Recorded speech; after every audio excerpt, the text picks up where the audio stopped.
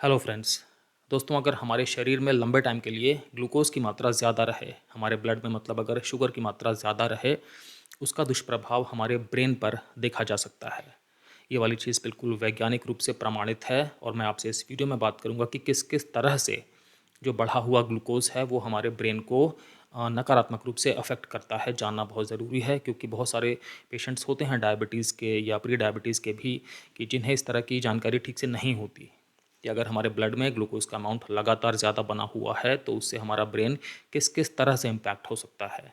अगर नॉलेज है तो फिर वो ज़्यादा अच्छे से अपना ध्यान रख पाएंगे। तो यही वाला पर्पस है इस वीडियो का। ग्लूकोज ना बहुत इंपॉर्टेंट एक फ्यूल है, मतलब ईंधन है जिसे हमारे शरीर इस्तेमाल करता है, हमारे शरीर की कोशिकाएं इस्तेमाल करती हैं। हमारे ब्रेन को भी ग्लूकोज की बहुत ज़रूरत होती है क्योंकि ब्रेन हमारा ग्लूकोज को ही सिर्फ इस्तेमाल करता है फ्यूल के रूप में, ईंधन के रूप में। आप समझिए कि हमारे ब्रेन का जो एक तरह से भार है वो लगभग 2% है हमारी बॉडी के कंपैरिजन में, सिर्फ 2%। लेकिन जो हमारी बॉडी ग्लूकोज इस्तेमाल कर रही है ईंधन के रूप में, उसका लगभग 20% अकेला ब्रेन ही इस्तेमाल कर रहा है। तो ब्रेन के अंदर जितने भी कार्य हो रहे हैं, जो सोचने वाला कार्य है मेन रूप से, उसमें बहुत सारी ऊर्जा की ज़रूरत होती है। तो वो ऊर्जा की जो रिक्वायरमेंट है वो ग्लूकोज से ही पूरी होती है। ग्लूकोज कहाँ से मिलता है? हम जो खाना वाना खाते हैं जब वो डाइजेस्ट होता है तो जो कार्बोहाइड्रेट्स होते हैं वो फिर टूट करके मेनली ग्लूकोज बनाते हैं, जो सबसे ज़्यादा सिंपल शुगर है। वो ग्लूकोज हमारे ब्लड में आ जाती है और हमारे ब्लड से फिर हमारी कोशिकाओं के अंदर चली जाती है। ये वाला सिस्टम होता है। फिर कोशिकाओं के अंदर वो जो ग्लूकोज आ गई है वो ईंधन की तरह से इस्तेमाल कर ली जाएगी। लेकिन ठीक है, ब्रेन को ग्लूकोज की ज़रूरत है ईंधन के लिए। लेकिन अगर ग्लूकोज की मात्रा ज़्यादा हो जाएगी ना ब्लड में लंबे टाइम के लिए, फिर ये चीज़ ब्रेन के लिए हानिकारक हो जाएगी। कई अलग अलग तरीके होते हैं जिनसे कि ये हानि पहुंचती है, जिनके बारे में मैं आपके साथ इस वीडियो में बात करूंगा डिटेल में और बहुत सरलता से।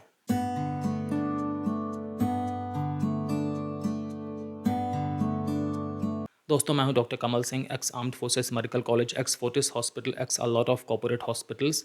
दोस्तों, मुझे 20 साल से भी ज़्यादा का क्लिनिकल एक्सपीरियंस है और मैंने critical care medicine, internal medicine, emergency medicine और फैमिली मेडिसिन में बहुत सारी प्रैक्टिस की है।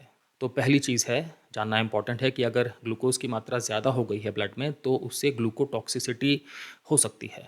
ग्लूकोटॉक्सिसिटी का मतलब होता है कि ज़्यादा ग्लूकोज के होने की वजह से जो भी कोशिकाएं हैं जहाँ पे ज़्यादा ग्लूकोज है उनमें नुकसान पहुँचना शुरू हो जाना, मतलब कि ग्लूकोज टॉक्सिक हो गया है उन कोशिकाओं के लिए, उन टिश्यूज़ के लिए। तो अगर ब्लड में ग्लूकोज ज़्यादा है तो ब्रेन में ग्लूकोज ज़्यादा पहुँच चुका है।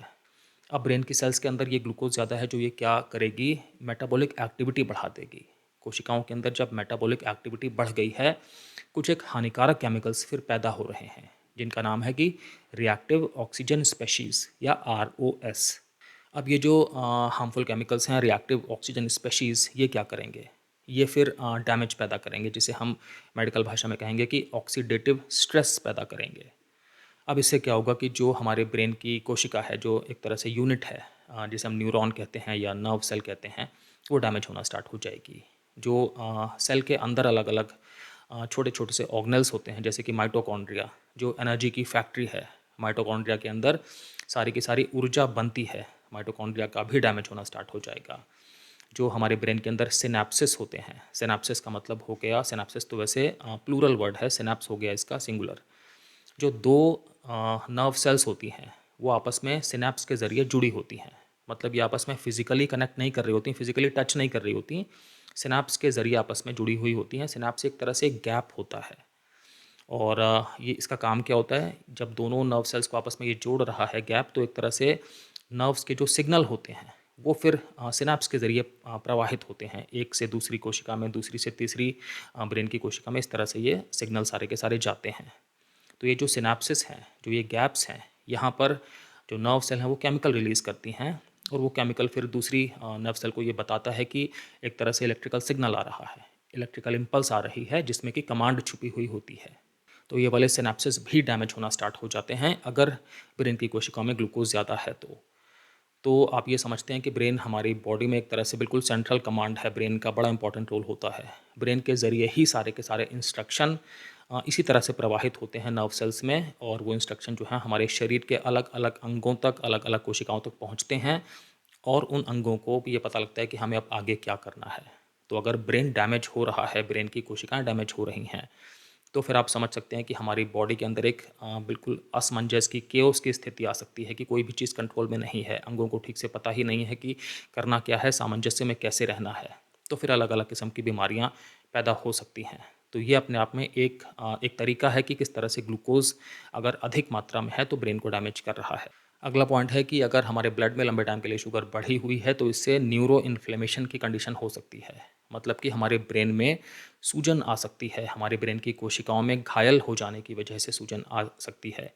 आप समझ सकते हैं कि अगर हमारे शरीर के किसी भी पार्ट में हमें चोट लग जाए तो वहाँ पे सूजन आ जाती है। क्या वो पार्ट फिर ठीक से काम कर पाता है? नहीं। सेम चीज़ हमारे ब्रेन की कोशिकाओं के साथ भी हो जाएगी। अगर वहाँ पे इन्फ्लेमेशन हो गया है तो वो अपना काम ठीक से वो नहीं कर पाएंगी। तो यहाँ पे हो क्या रहा है एक्चुअली कि हमारे ब्लड में ज़्यादा है ग्लूकोज़ की मात्रा। अब वो क्या कर रही है कि कुछ एक केमिकल्स बना रही है। इन केमिकल्स को हम साइटोकाइंस कहते हैं। और जो ये वाले केमिकल्स हैं ना, ये हमारे ब्रेन में इन्फ्लेमेशन पैदा करते हैं, इसलिए इन्हें हम प्रो इन्फ्लेमेटरी साइटोकाइंस कहते हैं। इनके एग्जांपल्स हो गए जैसे कि interleukin 6, TNF alpha, C reactive protein. तो ये जो प्रो इन्फ्लेमेटरी साइटोकाइंस बन गए हैं, ये क्या करेंगे कि ब्लड ब्रेन बैरियर को क्रॉस करके हमारे ब्रेन में पहुंच जाएंगे। अब ब्लड ब्रेन बैरियर क्या होता है? हमारा जो ब्रेन है ना, वो अपने आप में बहुत महत्वपूर्ण ऑर्गन भी है और बहुत डेलिकेट भी है। इसलिए जो हमारी बॉडी है उसने इस तरह से संरचना की हुई है कि अगर कोई भी चीज़ हमारे ब्लड में है, मतलब हमारे ब्लड में कोई हार्मफुल चीज़ है, कोई इन्फेक्शन है, तो वो डायरेक्टली हमारे ब्रेन में ना पहुंच जाए। इसके लिए ब्लड ब्रेन बैरियर नाम का एक बैरियर होता है ब्रेन में, कोशिकाओं से मिलकर बना होता है।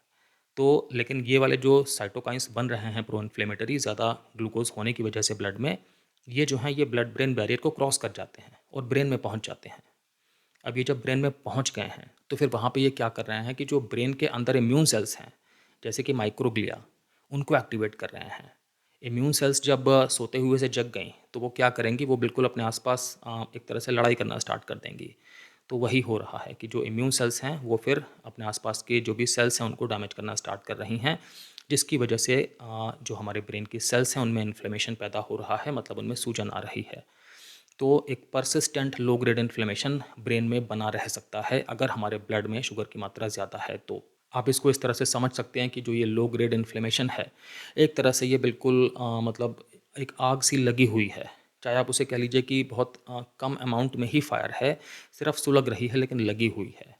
और अगर ये लंबे टाइम तक बनी रहेगी तो फिर ब्रेन की जो भी सारी की सारी इंटरनल वायरिंग है, सारे के सारे आपस में कनेक्शंस हैं, उन सबको डैमेज करने में सक्षम है ये। तो जो ब्रेन की एक तरह से कॉग्निटिव पावर होती है, जिस तरह से ब्रेन चीज़ों को, इन्फॉर्मेशन को प्रोसेस करता है, समझता है और डिसीज़न लेता है, एग्जीक्यूट करता है चीज़ों को, वो सब कुछ अफेक्ट हो सकती है। कई अलग अलग तरह की ब्रेन की प्रॉब्लम्स पैदा हो सकती हैं, जैसे कि अल्जाइमर्स डिसीज़, और भी कई तरह की प्रॉब्लम्स होती हैं ब्रेन की जो न्यूरो डिजेनरेशन से संबंधित हैं, वो सब पैदा हो सकती हैं अगर ब्रेन में लंबे टाइम के लिए इन्फ्लेमेशन वाली चीज़ बनी रहे। साथ साथ में जो कई तरह के मूड डिसऑर्डर्स होते हैं, डिप्रेशन वगैरह हो गया, एंग्जाइटी हो गई, इन सब चीज़ों को पैदा करने में भी एक तरह से हेल्प मिल जाती है अगर हमें न्यूरो इन्फ्लेमेशन है। तो अगर हमारे ब्लड में ग्लूकोज की मात्रा ज़्यादा है, अनचेक्ड है, आप देख पा रहे हैं किस तरह से हमारे ब्रेन को वो चीज़ नेगेटिवली इम्पैक्ट कर रही है। अगला पॉइंट बहुत इंपॉर्टेंट है जिसके बारे में मैं थोड़ा सा डिस्कस कर भी चुका हूँ कि अगर हमारे ब्लड में ग्लूकोज की मात्रा ज़्यादा है लंबे टाइम के लिए तो उससे ब्लड ब्रेन बैरियर जो है वो डिस्ट्रॉय हो सकता है ग्रेजुअली। अब देखिए क्या होता है, जैसे कई बार हमें किसी भी किस्म का इन्फेक्शन हो गया तो हमारे ब्लड में वो जो भी माइक्रोब है, मतलब जो भी एक तरह से इन्फेक्शन पैदा करने वाला एजेंट है वो होता है, लेकिन वो हमारे ब्रेन में नहीं पहुंच जाता। तो क्योंकि हमारे ब्रेन में, हमारा ब्रेन एक तरह से प्रोटेक्टेड है ब्लड ब्रेन बैरियर की वजह से, कई बार हमारे शरीर में कुछ एक हार्मफुल केमिकल्स आ जाते हैं या पैदा हो जाते हैं, टॉक्सिन्स पैदा हो जाते हैं, बट हमारा ब्रेन फिर भी सुरक्षित रहता है क्योंकि ब्लड ब्रेन बैरियर है अपनी जगह पे और ठीक से काम कर रहा है। लेकिन अगर ब्लड में ग्लूकोज ज़्यादा टाइम के लिए ज़्यादा मात्रा में उपस्थित है, फिर ये ब्लड ब्रेन बैरियर जो है इसमें नुकसान पहुंचता है और फिर ये एक तरह से जिस तरह से रोकता था अभी तक, उस तरह से रोक पाने में सक्षम नहीं होता। अब क्या होता है कि जो भी हमारे ब्लड में उपस्थित टॉक्सिन्स हैं या हमारे ब्लड में उपस्थित इन्फेक्शन हैं, इन्फ्लेमेटरी सेल्स हैं, कुछ भी हार्मफुल केमिकल्स हैं, फ्री रेडिकल्स हैं, ये सब चीज़ें फिर अब हमारे ब्रेन तक पहुंच पाती हैं क्योंकि ब्लड ब्रेन बैरियर काम नहीं कर रहा है ठीक से। ब्रेन में अगर पहुंच पाएंगे ये सब हार्मफुल चीज़ें तो हमारे ब्रेन में आप समझ सकते हैं किस किस किस्म का डैमेज हो सकता है। तो ये भी वही चीज़ है कि ब्लड में ज़्यादा ग्लूकोज ब्रेन के लिए कितना हानिकारक है। अगला पॉइंट इंपॉर्टेंट भी है और आप इसे समझिएगा थोड़ा सा कि इंसुलिन रेजिस्टेंस हो सकता है ब्रेन में, अगर ब्लड में ग्लूकोज ज़्यादा टाइम के लिए ज़्यादा अमाउंट में है तो। इंसुलिन की ज़रूरत ब्रेन को होती है, ना सिर्फ ग्लूकोज की मेटाबॉलिज्म के लिए होती है, बल्कि इंसुलिन के और भी अलग अलग काम होते हैं जिसका कि ब्रेन इस्तेमाल करता है। फॉर एग्जांपल कई तरह के न्यूरोट्रांसमीटर्स होते हैं, मतलब कई तरह के हेल्पफुल केमिकल्स होते हैं जिनके की रेगुलेशन में इंसुलिन की ज़रूरत होती है। इंसुलिन ठीक ठाक अमाउंट में होना चाहिए।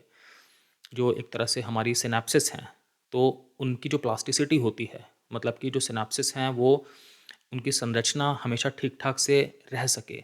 जिस तरह से हमारी बॉडी के लिए जो भी एक तरह से बेनिफिशियल एक्टिविटीज़ होती हैं, बॉडी जिस तरह से बेनिफिशियल हैबिट्स बनाना चाहती है, जिस तरह से ब्रेन अपने आसपास जो कुछ भी हो रहा है उनको समझ समझ करके और अपने मन में एक तरह से पाथवेज बनाता है, तो ब्रेन तभी नए नए पाथ को बना सकता है, रीमॉडलिंग हो सकती है जबकि न्यूरोप्लास्टिसिटी हो। न्यूरोप्लास्टिसिटी का मतलब है कोई भी चीज़ दोबारा बना पाने की क्षमता होना। इंसुलिन इस चीज़ में हेल्प करती है ब्रेन की। मेमोरी फॉर्मेशन में भी इंसुलिन की मदद चाहिए होती है, साथ साथ में कि जो नई नर्व सेल्स बनती हैं उनके बनने में भी इंसुलिन की मदद चाहिए होती है। तो लेकिन अगर ज़्यादा ब्लड में ग्लूकोज है तो उससे क्या होगा कि जो हमारा ब्रेन है वो इंसुलिन के लिए अब उतना सेंसिटिव नहीं बचेगा। होता क्या है कि अगर हमारे ब्लड में ग्लूकोज की मात्रा बहुत ज़्यादा है लंबे टाइम के लिए, तो इंसुलिन भी लगातार पैंक्रियास सेक्रेट करता रहता है, तो इंसुलिन भी ज़्यादा हो जाता है। लेकिन जो हमारे शरीर की सेल्स हैं, कोशिकाएं हैं, वो अब इंसुलिन को रिकॉग्नाइज नहीं कर पा रही होती। इसकी वजह से जो एक्स्ट्रा ग्लूकोज है ब्लड में, अब वो कोशिकाओं के अंदर नहीं जा पा रहा होता, क्योंकि जो ब्लड में ग्लूकोज है उसको कोशिका के अंदर जाने के लिए इंसुलिन के रास्ते की ज़रूरत है, इंसुलिन के दरवाजे की ज़रूरत है। तो इंसुलिन भी ज़्यादा है, लेकिन अब कोशिका इंसुलिन को रिकॉग्नाइज नहीं कर पा रही। जब भी कभी हमारी बॉडी में इंसुलिन की मात्रा ज़्यादा रहेगी लंबे टाइम के लिए ना, तो फिर हमारी बॉडी इंसुलिन को रिकॉग्नाइज नहीं करती है। इस कंडीशन को हम इंसुलिन रेजिस्टेंस कहते हैं। तो कितनी अजीब सी बात है कि ग्लूकोज ज़्यादा है, उसे कोशिकाओं में आना चाहिए, इंसुलिन भी ज़्यादा है, फिर तो कोई प्रॉब्लम ही नहीं है। लेकिन इंसुलिन चूँकि लंबे टाइम के लिए ज़्यादा रह चुका है, इसलिए अब हमारी बॉडी इंसुलिन के होते हुए भी इंसुलिन का उपयोग नहीं कर रही है, तो ग्लूकोज अंदर नहीं आ पा रहा है। तो एक तरह से हमारी कोशिकाओं के अंदर अब स्टार्विंग वाली हालत हो रही है, क्योंकि हमारी कोशिकाएं अब ग्लूकोज आएगा नहीं उनके अंदर, तो ईंधन नहीं बन पाएगा, ऊर्जा का प्रोडक्शन नहीं हो पाएगा ठीक से। तो इंसुलिन रेजिस्टेंस में यही चीज़ हो रही है ब्रेन के अंदर कि ग्लूकोज नहीं आ पा रहा है ठीक से, और जो इंसुलिन के काम होते हैं सारे के सारे जो मैंने आपको बताए, मेमोरी फॉर्मेशन, नर्व सेल्स का जो रीजनरेशन होता है, फॉर्मेशन होता है, सिनेप्सिस की जो न्यूरोप्लास्टिसिटी होती है, जो एक तरह से ब्रेन सेल्स के अंदर ग्लूकोज का मेटाबॉलिज्म होता है, हर एक काम अब अफेक्ट हो रहा है, नहीं हो पा रहा है। तो कई तरह की बीमारियां इसमें पैदा हो सकती हैं जो न्यूरो डिजनरेशन वाली होती हैं, जैसे कि अल्जाइमर्स डिसीज़, और भी कई सारी बीमारियां होती हैं। अगली चीज़ है कि न्यूरो इमेजिंग से ये पता लगता है कि ब्रेन के अंदर जो स्ट्रक्चर्स हैं उनमें भी बदलाव होते हैं अगर लंबे टाइम के लिए शुगर ज़्यादा है तो क्या क्या हो सकता है। जो हमारा कॉर्टिकल रीजन है, प्रीफ्रंटल कॉर्टेक्स है, उसकी थिनिंग हो सकती है, मतलब वो रीजन अपने आप में थोड़ा सा और कम हो सकता है, पतला होता जा सकता है। और ये वाला जो रीजन है, ये जो मतलब पार्ट है, ये बहुत इंपॉर्टेंट होता है जिस तरह से हम चीज़ों को समझते हैं, जिस तरह से हम इंफॉर्मेशन को प्रोसेस करते हैं, जिस तरह से हम डिसीजंस लेते हैं, जिस तरह से हम चीज़ों का एनालिसिस करते हैं। इन सब कामों को करने में बहुत ज़्यादा इंपॉर्टेंट रोल होता है। लेकिन ये जो एरिया है ये अपने आप में अब इसका वॉल्यूम जो है कम होता जा रहा है, ये अपने आप में थिन हो सकता है। अगली चीज़ है कि ब्रेन में एक स्ट्रक्चर होता है जिसका नाम है हिप्पोकैम्पस। तो हिप्पोकैम्पस का वॉल्यूम भी देखा जाता है न्यूरो इमेजिंग में कि कम होता देखा गया है इस तरह के लोगों में जिनमें कि ब्लड में ज़्यादा अमाउंट में ग्लूकोज लंबे टाइम के लिए है। और हिप्पोकैम्पस का बड़ा इंपॉर्टेंट रोल होता है हमारी मेमोरी में, याददाश्त बनाने में, हमारी लर्निंग में, जिस तरह से हम चीज़ों को अंडरस्टैंड करते हैं, याद रखते हैं, समझते हैं। तो ये सब चीज़ें अफेक्ट हो रही हैं। साथ साथ में देखा जाता है कि जो हमारे ब्रेन में वाइट मैटर होता है और ग्रे मैटर होता है, तो जो वाइट मैटर होता है उसके अंदर भी लीजन्स बनते हुए देखे गए हैं इमेजिंग स्टडीज़ में। इसका मतलब क्या हो गया? इसका मतलब है कि जो हमारे ब्रेन के अंदर अलग अलग पार्ट्स आपस में कनेक्ट होते हैं, तो उनके जो कनेक्शंस हैं उनमें अब कई किस्म किस्म के अवरोध पैदा हो रहे हैं। तो जब एक मशीन है कोई बहुत बड़ी, अगर उसके पुर्जे आपस में जिस तरह से कनेक्ट होने चाहिए उस तरह से कनेक्ट नहीं हो पाएंगे, तो फिर मशीन अपने आप अपना काम ठीक से कैसे कर पाएगी? आप खुद ही समझ सकते हैं। कई लार्ज स्केल स्टडीज़ में, वैज्ञानिक परीक्षणों में, कई क्लिनिकल ट्रायल्स में ये वाली चीज़ पाई गई है कि अगर लंबे टाइम के लिए हमारे ब्लड में शुगर का अमाउंट ज़्यादा है, तो उससे जो हमारी कॉग्निटिव एजिंग है वो बहुत फास्ट हो सकती है। मतलब जो हमारा ब्रेन है वो बहुत जल्दी जल्दी से वृद्धावस्था की तरफ बढ़ सकता है। इसका मतलब हो गया कि जो भी हमारे ब्रेन के फंक्शंस हैं ना, वो सब के सब स्लो डाउन हो सकते हैं बहुत स्पीड से। डिमेंशिया होने का रिस्क भी बढ़ सकता है। ये पता होना चाहिए कि जो लोग डायबिटिक होते हैं, उनमें लगभग 1.5 से 2 गुने ज़्यादा चांस होते हैं अल्ज़ाइमर्स डिसीज़ के हो जाने के। जिनका HbA1c थोड़ा-सा ज़्यादा है, चाहे वो डायबिटीज़ ना भी हो उन्हें, चाहे वो प्री डायबिटिक ही हैं, तब भी उनमें हमेशा ज़्यादा चांसेस हो जाते हैं कि उनका ब्रेन ना थोड़ा स्लो काम करेगा। ब्रेन की जो प्रोसेसिंग पावर है वो थोड़ी-सी स्लो होगी। डिसीज़न लेने में इन लोगों को थोड़ा प्रॉब्लम होगी, डिसीज़न ठीक से टाइम से फास्ट नहीं ले पाएँगे, ठीक से चीज़ों को एनालिसिस नहीं कर पाएँगे, अटेंशन ठीक से नहीं दे पाएँगे, ठीक से लर्निंग नहीं हो पाएगी। ये भी देखा जाता है कि जिन लोगों में खाना खाने के बाद जो एक तरह से स्पाइक बहुत ज़्यादा आता है ग्लूकोज़ का, मतलब ग्लूकोज़ का अमाउंट अचानक से बहुत ज़्यादा बढ़ जाता है कोई भी चीज़ खाना-वाना खाने के बाद, उनके अंदर भी रिस्क फैक्टर होते हैं इसकी कॉग्निटिव एजिंग उनकी बहुत ज़्यादा हो जाएगी या कि उनमें डिमेंशिया का रिस्क हो जाएगा, उनका ब्रेन स्लो काम करेगा। तो ऐसा भी नहीं कि हमें सिर्फ अगर डायबिटीज़ हो गई है और अनकंट्रोल्ड डायबिटीज़ है तभी हमें इन सब चीज़ों के बारे में टेंशन लेने की ज़रूरत है।